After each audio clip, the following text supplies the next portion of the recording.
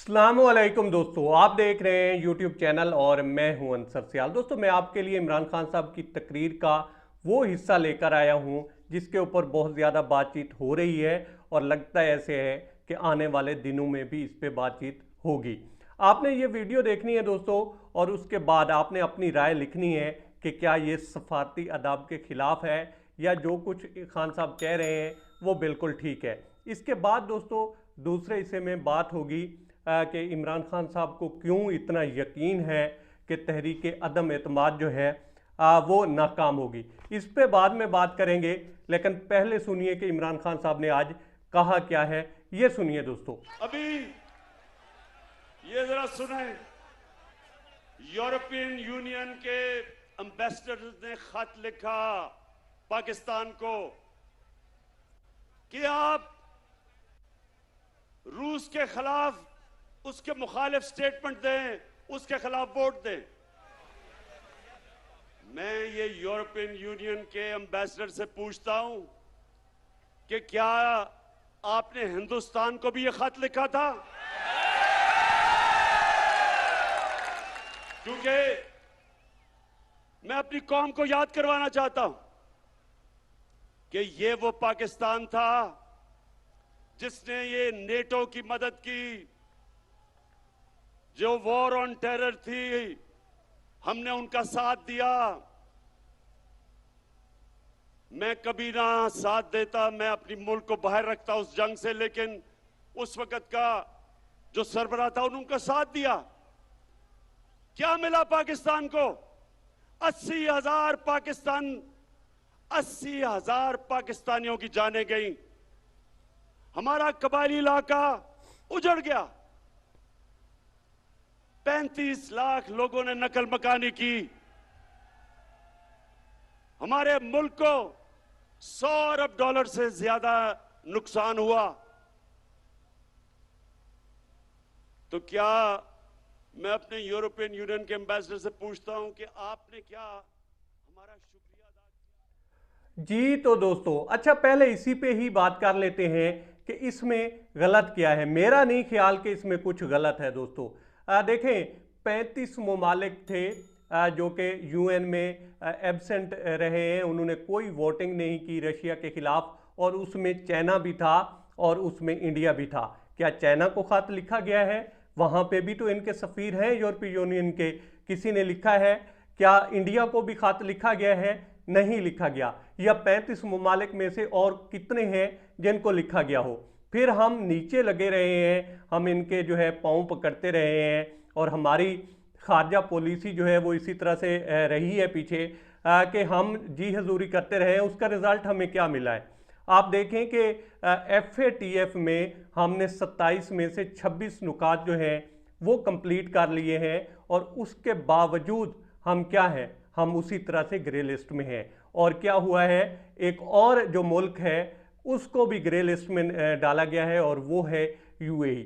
अब उसको क्यों डाला गया है वो भी आप समझ सकते हैं। मिडल ईस्ट जो है सारा इसी तरह से डिस्टेबलाइज है, वो क्यों है वो भी आप समझ सकते हैं, क्योंकि ये वहाँ पे ही जो है हमला करते रहे हैं या उन ममालिक को टारगेट करते रहे हैं जहाँ पे इनको यकीन था कि ये जीत सकते हैं।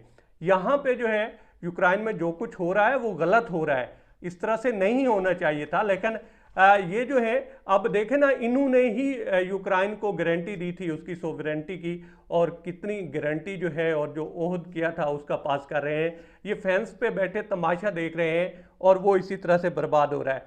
लेकिन हम जो है, हम जितने भी इनके नीचे लगे रहे हैं उसका कोई हमें जो है बेनिफिट नहीं मिला। हमने 70 से 80 हज़ार लोग मरवाए, और उसका रिज़ल्ट ये है कि हमें ख़त लिखे जा रहे हैं और कहा जा रहा है कि आपने जनाब मजम्मत क्यों नहीं की। तो मेरा नहीं ख्याल कि कुछ खान साहब ने गलत किया है, और मेरा ये भी ख्याल है कि ये लोग इसी तरह की ज़ुबान समझते हैं, दूसरी ये लोग ज़बान समझते ही नहीं है। और जो कहते हैं सफारती जो है आदाब हैं और जनाब ये है और वो है, तो वो बहरहाल कहते रहे, उनकी अपनी राय है, और वो कुछ खान साहब से ज़्यादा ही मोहब्बत करते हैं, तो उनकी अपनी मोहब्बत है। अब आते हैं दोस्तों तहरीक अदम एतमाद की तरफ।